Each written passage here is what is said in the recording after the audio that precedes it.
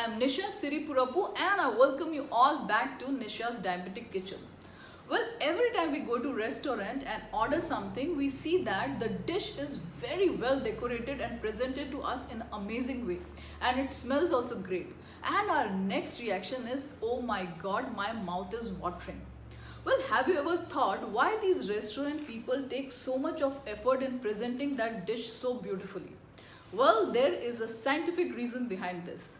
If you observe our face and the way our sense organs are placed, first comes our eyes, then comes our nose, and then comes our mouth. So anytime a person sees a very well decorated food in front of him which smells good, his mouth starts salivating. And when his mouth is salivating and he eats, the digestion becomes really very fast.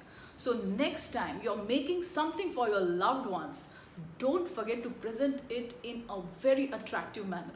Okay? So today's my dish is fruit and Marie Biscuit Custard, which will be done just in 5 minutes. And trust me, I have taken lots of effort so that I can present to you in a very beautiful manner. So on that note, let's check out the video. Thank you so much.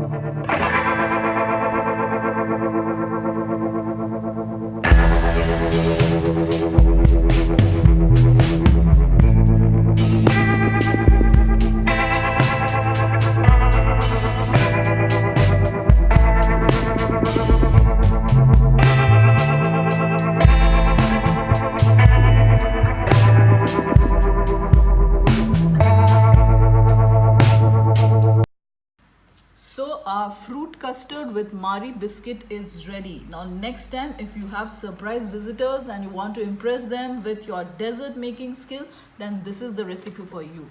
Now I'll give you one tip to enhance the taste of this custard, and that is while blending Marie Biscuit you can add a little bit of butter and sugar, and this you will do only if you are not making for any diabetic.